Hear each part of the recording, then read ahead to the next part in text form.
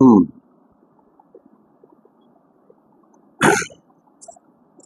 आगे निज शतक में जो दूसरा श्लोक है मंगलाचरण के बाद, किन्हीं किन्हीं संस्करणों में ये नहीं है, लेकिन इसको देखना आवश्यक इसलिए है क्योंकि इसका संबंध भर्तृहरि के जीवन से है, उनकी जीवन की घटनाओं से है, इसलिए इसको देखते हैं।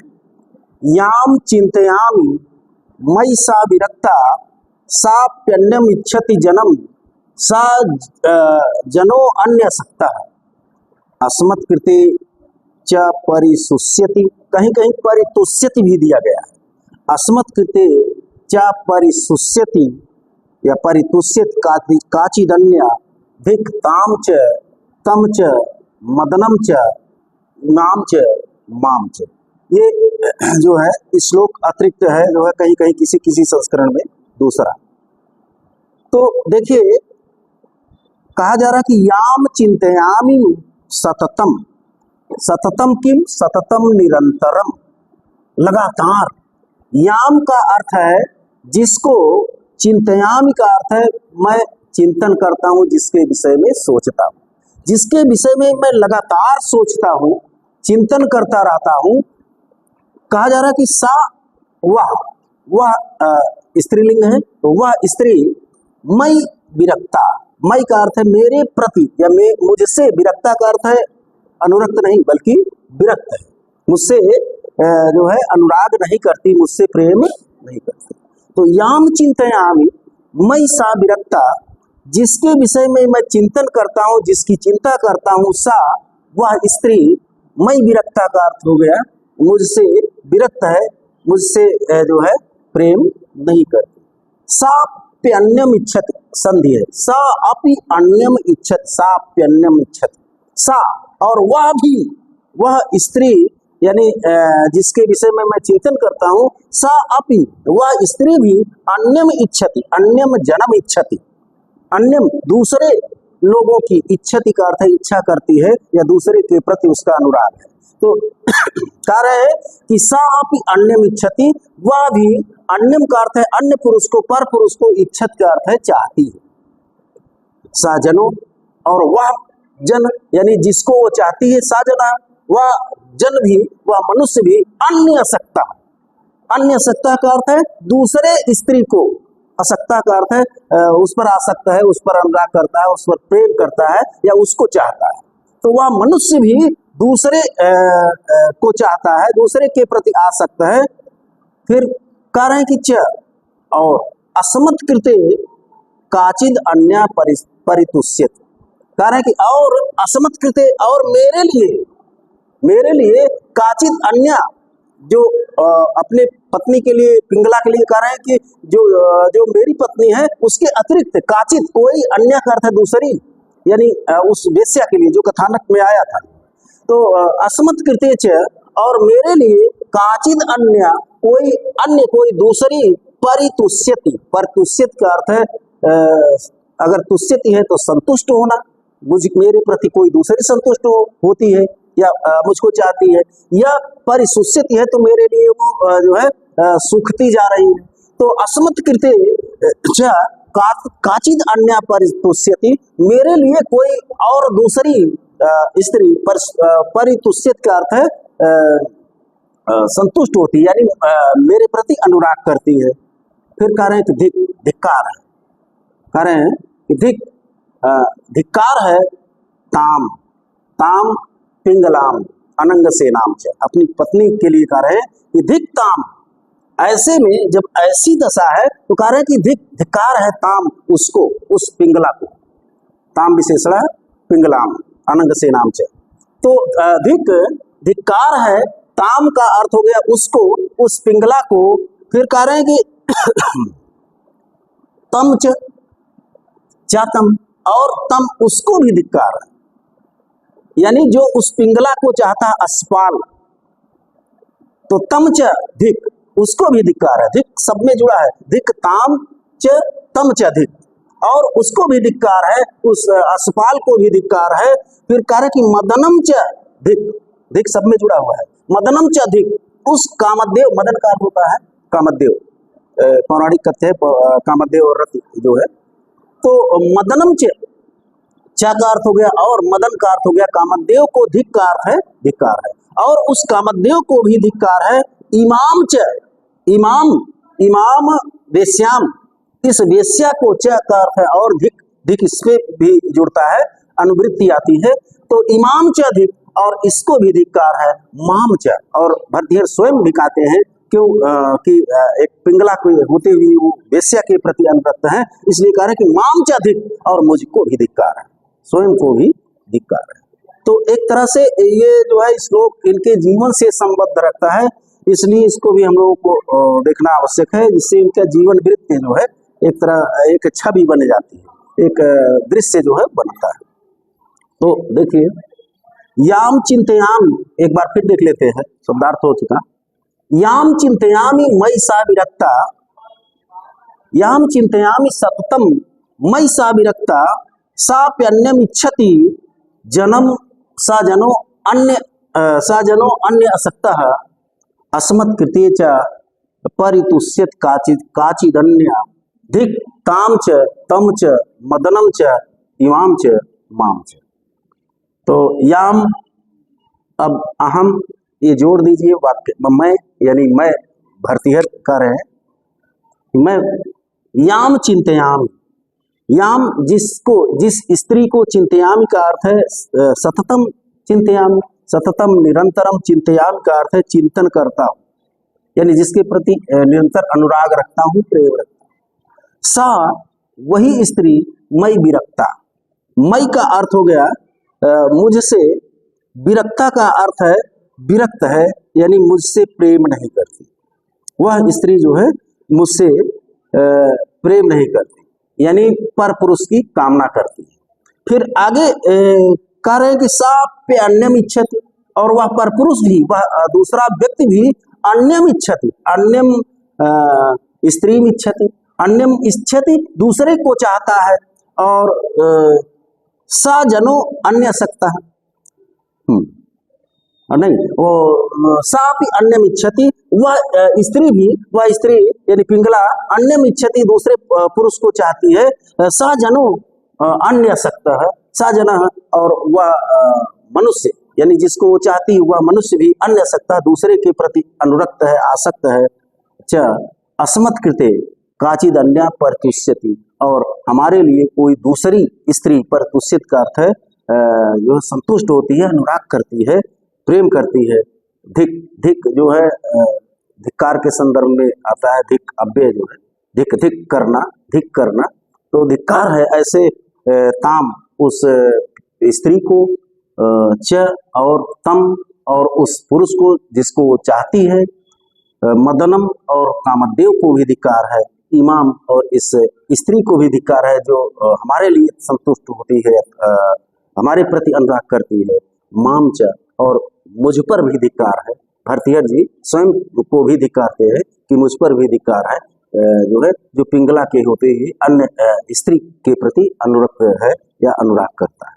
ठीक है, अब अगला श्लोक है, देखिए भरतहरि ने जो है नीति शतकम में एक एक श्लोक में एक बहुत बड़ी कथा पिरोती है, एक एक श्लोक इनका परिपूर्ण है, दूसरे श्लोक की आवश्यकता ही नहीं है कि जो है पहला श्लोक आया और दूसरे में अर्थपूर्ण हो या कथानक कोई पूर्ण हो, एक ही श्लोक जो है पूरा का पूरा अर्थ दे जाता है, आपको कोई न कोई सीख दे जाएगा, एक ही श्लोक से आपको कोई न कोई शिक्षा मिल जाएगी। और इसीलिए लोग कहते हैं कि नीति शतकम जिसने पढ़ लिया भरतहरि का वो जीवन में कभी असफल नहीं होता। नीति शतकम जिसने 100 श्लोक केवल पढ़ लिया वो जीवन में कभी असफल नहीं होता ढंग से। तो ये एक एक श्लोक जो है बड़े शिक्षा परक है। वो श्लोक जो है उस श्लोकों में कहीं जो है किसी व्यक्ति को लेकर के चर्चा हुई, कहीं किसी जीव को, हाथी आदि को लेकर, कहीं सिंह को लेकर के, कहीं नदी पर्वत पहाड़ को लेकर के, लेकिन कोई न कोई एक शिक्षा जो है आपको दे जाएगा। एक ही श्लोक जो है परिपूर्ण है। तो अगला जो है, क्योंकि समाज है, समाज में बहुत से ऐसे लोग हैं कि जो सबसे प्रेम नहीं करते बल्कि जो है ईर्ष्या रखते हैं, द्वेष रखते हैं, किसी की प्रगति पर प्रसन्न नहीं होते। तो ऐसे में ऐसे समाज के ऐसे लोगों के प्रति इन्होंने कहा है कि अगर उनको अच्छी बातें बताई जाए, जो ऐसे लोग हैं जो द्वेष रखने वाले हैं, जो ईर्ष्या रखने वाले हैं, जो अभिमानी हैं, ऐसे लोगों को अच्छी बातें बताई जाए तो जो है वे जो है किसी की सुनते नहीं है। देखिए कह रहे हैं अगले श्लोक में कि ऐसे लोगों को अगर जो है मनुष्य क्या समझा पाएगा, अगर ब्रह्मा भी आ जाए इस धरती पर तो ऐसे मनुष्यों को जो है समझा नहीं सकते। तो उसी के भाव को लेकर के अगला छंद है, देखिए कह रहे हैं कि अज्ञ सुखम आराध्य सुख कौन नहीं बोधारा देखिए बोधारो मत्सरग्रस्त प्रभव अस्मय दूषिता अबोधोपहतश्चान्य जीर्णम अंगे सुभाषितम। देखिए कह रहे हैं कि बोधारो मत्सरग्रस्त है। बोधारा की बोधारा कहते जो बोध कहते जो ज्ञान संपन्न। तो बोधारा समझने वाला, जो बोधा हो, जो समझने वाला, यानी समाज में जो बात को, अच्छी बातों को समझ सकते हैं। तो बोधारा ऐसे समझने वाले लोग मत्सरग्रस्ता का अर्थ हो गया मत्सरा ईर्ष्या द्वेष को कहते हैं, मत्सर कहते हैं द्वेष को।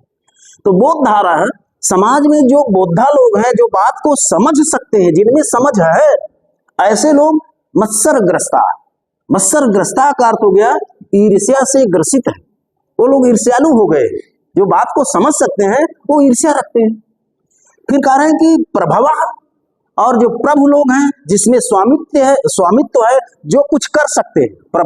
प्रभु किम स्वामिना, तो प्रभव जो प्रभु लोग हैं, जो शक्ति संपन्न लोग हैं, वो उनके लिए कह रहे हैं भारतीय जी कि अस्मय दूषिता अस्मय का अर्थ जो है यहाँ पर अभिमान, अभिमान। तो गर्व से दूषिता का अर्थ दूषित है, यानी गर्व से, घमंड से भरे हुए। जो कुछ शक्ति संपन्न लोग हैं समाज में, वो तो अभिमान से भरे हुए, यानी जो समझने वाले हैं, जो जिनके पास बुद्धि है, जो कुछ समझ सकते हैं, वो किससे ग्रसित हैं? मत्सर से, ईर्ष्या से ग्रसित हैं। कारण प्रभो असमय दूषिता, और जो प्रभुता संपन्न है, यानी शक्ति संपन्न लोग हैं, वे जो है कह रहे हैं कि असमय दूषिता, असमय अभिमान, गर्व है, अभिमान से, गर्व से भरे हुए, गर्व से दूषित है, अभिमान से दूषित है। कह रहे कि अबोधो उपहतश्च अन्य, च का अर्थ है और अन्य का अर्थ, और अन्य का अर्थ अन्य जो बचे हुए लोग हैं। एक तो बोधा हो गए, दूसरे शक्ति संपन्नता वाले लोग हो गए। कह रहे कि अन्य च, और जो बचे हुए अन्य लोग हैं, कह रहे हैं कि अबोधो उपहता, अबोधा की बोधा ज्ञान, अबोधा अज्ञान से उपहता संयुक्ता व्याप्ता। तो और जो बचे हुए लोग हैं, वे लोग अज्ञानता से युक्त हैं, व्याप्त है, वो कुछ समझ ही नहीं सकते। और जो अन्य लोग बचे हुए अवशिष्ट लोग हैं समाज में, वे जो है अज्ञानता से युक्त है। इसलिए कह रहे हैं कि जीर्णम अंगे सुभाषितम, अंगे शरीरे, मेरे अंग में, मेरे शरीर में, सुभाषितम सुंदरा भाषितम कथना, सुंदर कथन, सुभाषित सुंदर वाणी, जो अच्छी बातें हैं, सुंदर वाणी मेरे अंगे, मेरे शरीर में जीर्णम का अर्थ जीर्ण शीर हो जा रही है, गलती जा रही है, उनका कोई मतलब नहीं। क्यों? क्योंकि जो बुद्धिमान लोग हैं वो क्या है? ईर्ष्यालु है, वो तो सुनेंगे ही नहीं बात को। जो ईर्ष्या करता है वो आपकी बात सुनेगा? बुद्धिमान है। और कह रहे हैं कि प्रभो अस्मय दूषिता, और जो प्रभुता संपन्न लोग हैं, शक्ति संपन्न लोग हैं, वे क्या है? वो अभिमान से भरे हुए, गर्व से भरे हुए, गर्व से चूर है, दूषित है। और कह रहे हैं कि अन्य च, और जो समाज में अन्य लोग बचे हुए हैं, कह रहे हैं कि अबोधो पाता, वो तो अज्ञानता से भरे हुए हैं, उनसे क्या बताएंगे? क्योंकि उनके पास ज्ञान है ही नहीं, उतनी क्षमता है ही नहीं कि आपकी बात को, आपकी अच्छी बातों को समझ सके। तो कह रहे हैं कि अन्य च अबोधो पाता, और अन्य लोग जो अवशिष्ट लोग हैं समाज में और जो बचे लोग हैं अज्ञानता से भरे हुए हैं या अज्ञानता से आक्रांत हैं, वो कहता है व्याप्त है। अंगे इसलिए सुभाषितम जो सुभाषित है, जो सुंदर वाक्य है, जो सीख की बातें हैं, अच्छी बातें हैं, अंगे जीर्णम, अंगे जीर्णम, मेरे अंग में, मेरे बदन में, मेरे शरीर में, जीर्णम जो पड़ा हुआ है, अंगे जीर्णम मेरे शरीर में ही जीर्ण शीर्ण हो जा रहा है, गल जा रहा है, समाप्त हो जा रहा है, बेकार हो जा रहा है, जो अच्छी बात है। तो एक बार फिर इसको देखते हैं कि बोधारो मत्सरग्रस्ता प्रभो अस्मय दूषिता अबोधो पहतश्चान्य जीर्णम अंगे सुभाषितम। बोधारा मत्सरग्रस्ता, बोधारा समझने वाले लोग, बोधा लोग, मत्सरग्रस्ता का अर्थ हो गया ईर्ष्या अथवा द्वेष से ग्रस्त है, भरे हुए। फिर कह रहे हैं कि प्रभव अस्मय दूषित है, प्रभव और जो स्वामी लोग हैं, जो शक्ति संपन्न है, सत्ता संपन्न लोग हैं, अस्मय दूषिता जो राजा आदि गण हैं जिनके पास शक्ति है, वे लोग किससे दूषित हैं? अस्मय से दूषित है, अभिमान से भरे हुए। क्यों? क्योंकि उनको लगता है कि हमको किसी की आवश्यकता ही नहीं, किसी की सुनने की जरूरत है नहीं, हम तो राजा है या हम प्रभुता संपन्न है, स्वामी है।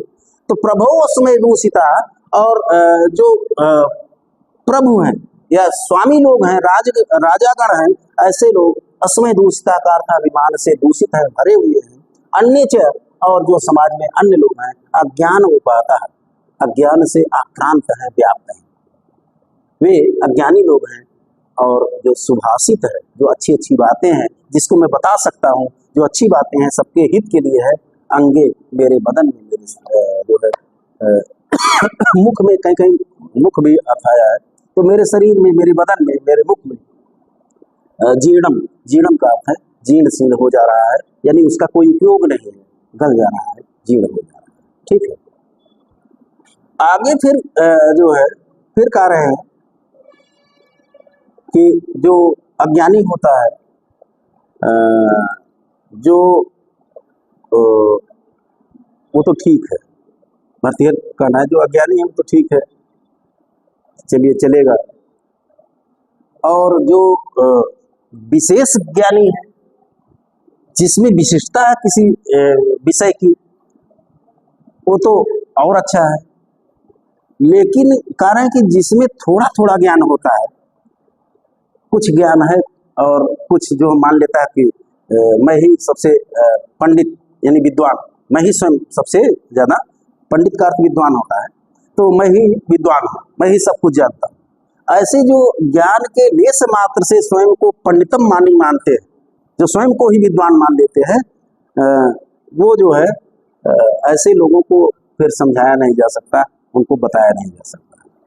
तो देखिए कह रहे हैं अज्ञा सुखम आराध्य, अगला श्लोक है कि अज्ञा सुखम आराध्य। अज्ञा किम? अज्ञा अज्ञानिना, जो अज्ञानी लोग हैं ऐसे लोगों को सुखम, सुखम का अर्थ है सुख पूर्वक, आसानी से, आराध्य, आराध्य का अर्थ होता है समझाया जा सकता है, बताया जा सकता है, उनको अपने अनुकूल बनाया जा सकता है। क्योंकि अगर उनके पास तो कोई ज्ञान है नहीं, जो आप बताओगे वही वो जानेंगे। तो इसलिए कह रहे कि अज्ञा है, अज्ञानी व्यक्तियों को सुखम का अर्थ है बड़े आसानी से, आराध्य का अर्थ है समझाया जा सकता है, अपने अनुकूल किया जा सकता है। फिर कह रहे हैं कि सुखतरम आराध्यते विशेषज्ञ, कह रहे हैं कि विशेषज्ञ जो विशेष ज्ञान वाले हैं, जो विशिष्ट ज्ञान वाले हैं, ऐसे लोगों को तो सुखतरम और भी आसानी से, तरफ प्रत्यय जहां लगता है जिस पद में, उसकी अधिकता का बोधक हो जाता है।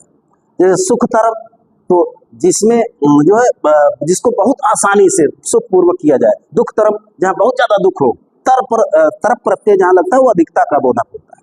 तो कह रहे हैं कि सुखतरम आराध्यते विशेषज्ञ, और जो विशेषज्ञ लोग हैं, जो विशेष ज्ञानवान है, ज्ञान संपन्न है, ऐसे समाज के लोगों को सुखतरम आराध्यते, सुखतरम आराध्यते का अर्थ है बड़ी आसानी से, बहुत बहुत ही आसानी से, आराध्यते का अर्थ है समझाया जा सकता है, अपने अनुकूल किया जा सकता है। क्यों? क्योंकि वो जो है विशेषज्ञ है, वो तो बात की आपकी बात को समझेंगे।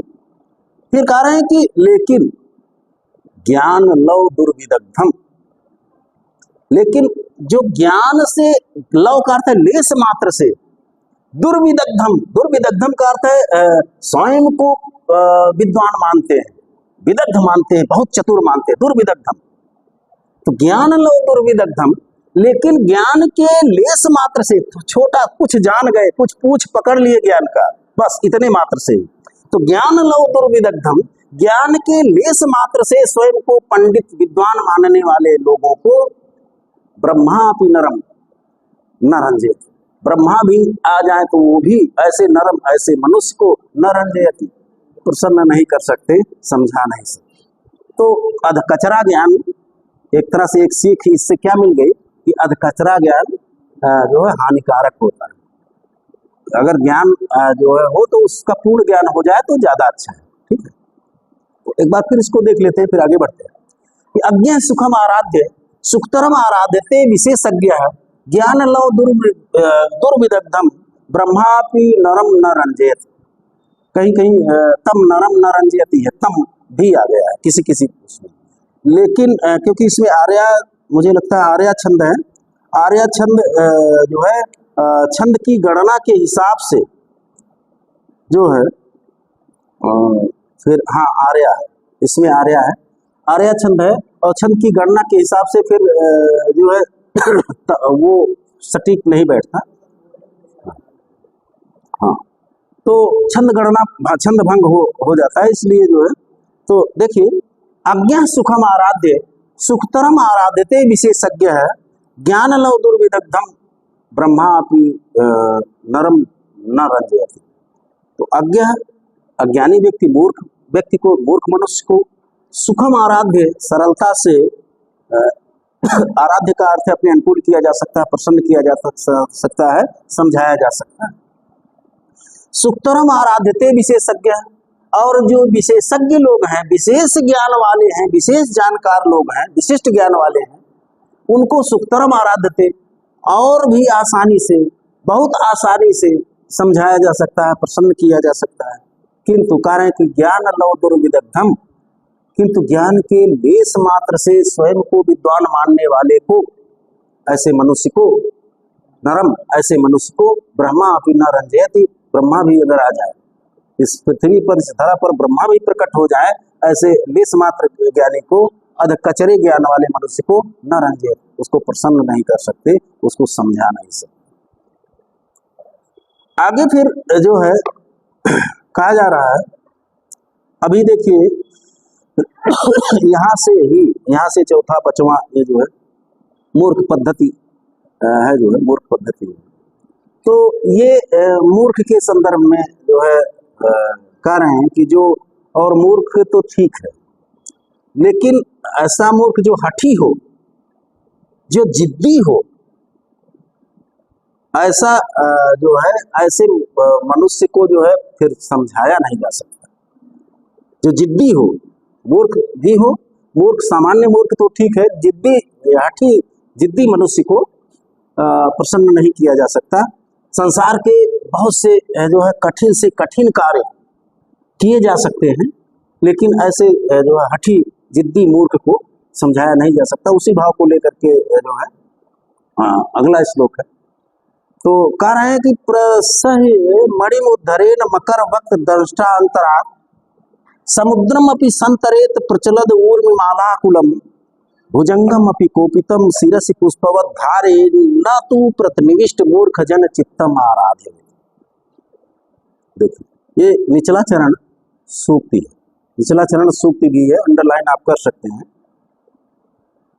कारण कि प्रसह्य, प्रसह्य बलात्, बलपूर्वक, आप जो है बलपूर्वक मकर वक्त्र, मकर का अर्थ है मगरमच्छ के, मकर का अर्थ हो गया मगरमच्छ के, वक्त का अर्थ है मुख, मुंह, वक्त मुख, मुंह, तो बलात् का अर्थ है बलपूर्वक, मकर वक्त का अर्थ है मगरमच्छ, मगरमच्छ जानते हैं, जली जीव है मगरमच्छ।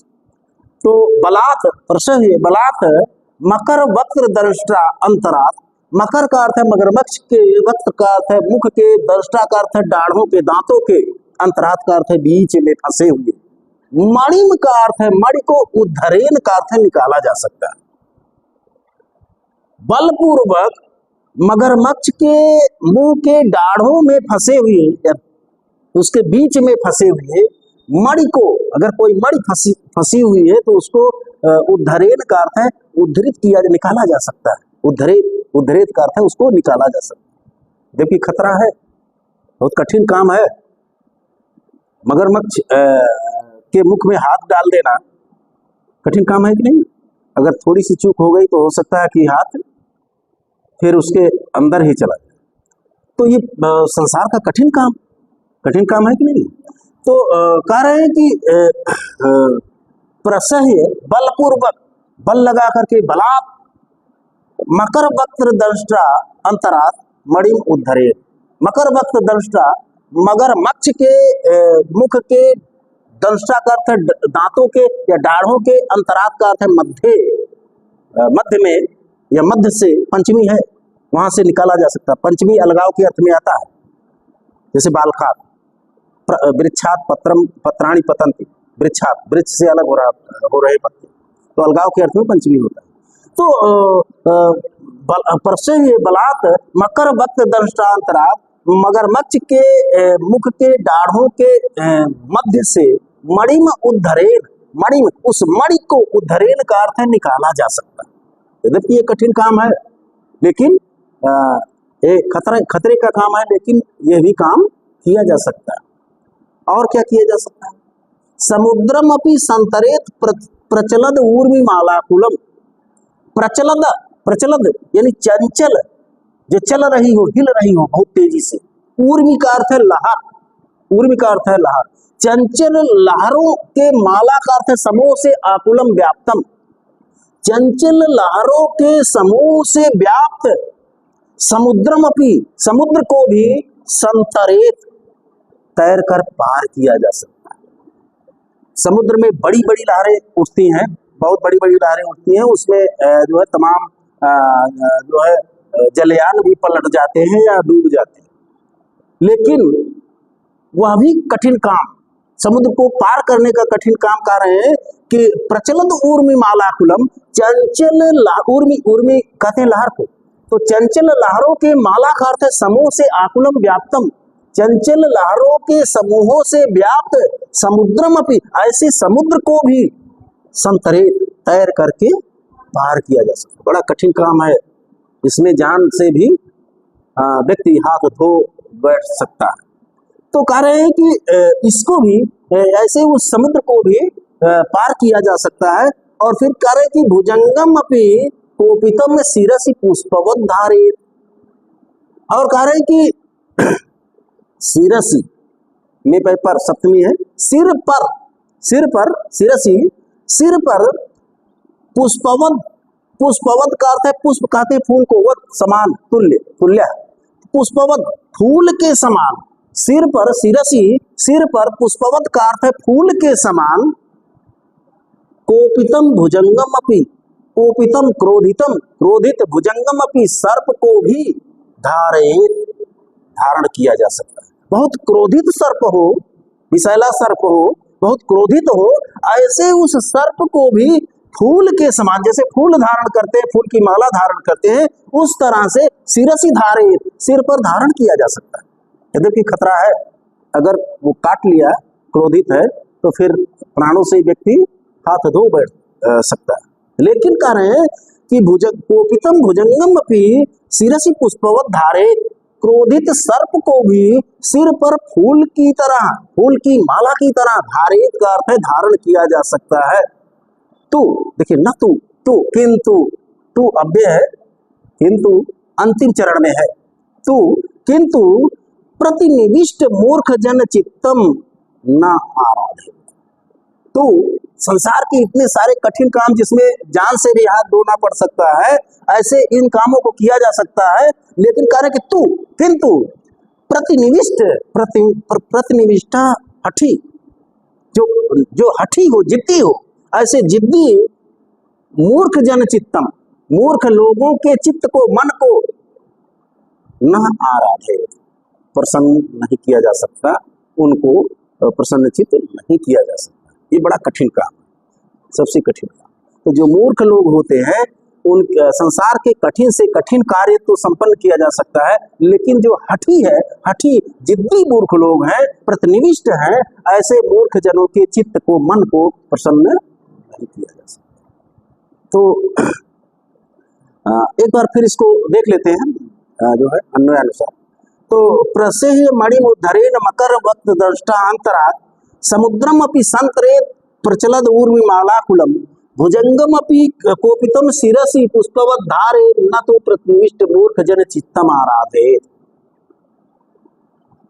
जन, नर, मनुष्य, मनुष्य यहाँ जोड़ दीजिए तो वाक्य और सटीक हो जाता है। मनुष्य, जना, मनुष्य मकर वक्त दृष्टा अंतरात, मगरमच्छ के मुख के दाढ़ों के अंतरात बीच से, मनुष्य मगरमच्छ के मुख के दाढ़ों के बीच से, दांतों के मध्य से प्रसह्य बलात्, बलपूर्वक, बल लगा करके, बलात्, बलपूर्वक मणि में उद्धरे, मणि को निकाल सकता है या उस मणि को निकाल सकता है। और प्रचलद ऊर्मी, और चंचल लहरों के माला का अर्थ समूह से आकुलम व्याप्तम, और चंचल लहरों के समूह से व्याप्त समुद्रमपि, समुद्र को भी संतरित, तैर सकता है या तैर करके पार कर सकता है। कोपितम भुजंगम, और क्रोधित सर्प को, सामान्य सर्प नहीं, क्रोधित सर्प को, कोपितम भुजंगम, क्रोधित सर्प को अपि भी पुष्पवत फूल की भांति शिरसि, सिर पर धारण कर सकता है। तो किंतु प्रतिनिविष्ट मूर्ख जन चित्तम, हठी मूर्ख लोगों के चित्त को, मन को न तु आराधे, प्रसन्न नहीं कर सकता, यानी उसको अपने अनुकूल नहीं कर सकता। आगे देखिए अगला श्लोक जो है, इसमें भी वही मूर्ख की चर्चा है कि ऐसे जो हठी या जिद्दी मूर्ख लोग होते हैं उनको जो है अपने अनुकूल नहीं किया जा सकता, उनको प्रसन्न नहीं किया जा सकता। वही भाव इसमें भी है। लभेत सिक्तासु तैलम अपि यत्नतः पीडयन् पिबेच्य मृग तृष्णिकासु सलिलम पिपासार्दिता कदाचिदपि पर्यटन छस विषाणम आसादे न तुम प्रतिनिविष्ट मूर्ख जन चित्तम आराधे। देखिए चौथा चरण उसी का ही क्योंकि वही प्रसंग चल रहा है। एक एक श्लोक एक एक बड़ी सीख दे करके जाता है। कह रहे हैं कि लभेत सिक्तासु तैलम अपि यत्नतः पीडयन्। सिक्तासु, सिक्ता कहते हैं बालू के, बालू को।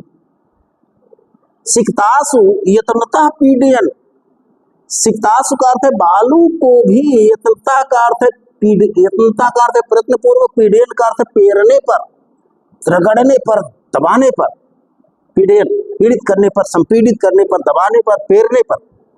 सिक्तासु बालू को, यत्नता का अर्थ है प्रयत्न पूर्वक, पीडयन का अर्थ है पेरने पर। लभेत तैलम अपि, हो सकता है कि तैलम लभेत, मनुष्य तैलम लभेत, तेल को प्राप्त कर ले, यानी बालू से भी प्रयत्न पूर्वक बहुत मेहनत करे और उसको पेर करके हो सकता है कि लभेत तैलम अपि, तेल को भी प्राप्त कर सके। यद्यपि बालू में तेल की सत्ता नहीं है, जहां पर जिसकी सत्ता होती है वहीं पर उसका जो है प्रकटन होता है। अब बालू में तेल तो है नहीं, तेल कहाँ, तिलेषु तैलम, तिल में तेल है, तो तिल को पेरा जाएगा क्योंकि तिल में तेल की सत्ता है। यत् सत्ते तत् सत्ता, यद अभावे तद अभावः। ठीक, तो जो है तिल में तेल की सत्ता है, बालू में तो तेल की सत्ता है नहीं। लेकिन जहां उस तेल की सत्ता भी नहीं है, उस ऐसे उस बालू को भी कह रहे हैं कि यत्नतः पीडयन्, प्रयत्न पूर्वक पेरने पर तैलम अपि लभेत, हो सकता है कि तेल भी प्राप्त हो जाए, यानी असंभव कार्य, जो दुनिया का सबसे असंभव कार्य है वो भी हो सकता है कर लिया जाए। फिर कह रहे हैं कि पिबेच मृग तृष्णिकासु सलिलम पिपासा आदिता, और कह रहे हैं कि मृग तृष्णिकासु, मृग तृष्णिकाओं में, मृग तृष्णा में पिपासार्विता, पिपास का अर्थ है प्यास से, आर्विता पीड़िता, जो प्यास से पीड़ित है, प्यास से व्याकुल है, ऐसा वह मनुष्य। मृग तृष्णिकासु, मृग तृष्णा में, मृग तृष्णिका में सलिलम पिबेच, हो सकता है कि सलिलम जल को पिबेत पी ले। मृग तृष्णा जानते हैं? जानते हैं? ग्रीष्म ऋतु में मई जून के महीने में रेगिस्तान में जब बहुत तेजी से गर्मी पड़ती है तो गर्मी, सूर्य का प्रकाश जब उस बालू पर पड़ता है तो बालू गर्म हो जाता है, और बालू जब गर्म हो गया तो जो है ये ऊष्मा का परावर्तन होता है, ऊष्मा का परावर्तन होता है, और परावर्तन होता है तो दूर देखने पे लगता है कि जैसे जो कोई ऐसे ऐसे लहर जा रही हो, जैसे पानी ऐसे हिल रहा है। और गर्म, अब तो वहां छोड़िए, हाईवे पे या सड़क पर देखते हैं गर्मी में, अगर नहीं देखा होगा तो ध्यान दीजिएगा, गर्मी में जब बहुत तेजी से गर्मी पड़ रही मई जून के महीने में, धूप, दूर अगर देखेंगे तो जैसे लगेगा कि सड़क पे पानी पानी जो है गिरा हुआ है, आगे जाएंगे तो पानी नहीं है, वो जो है ऊष्मा का परावर्तन हो रहा है, ऐसा लगता है कि जैसे लहर हो, पानी की लहर हिल रही।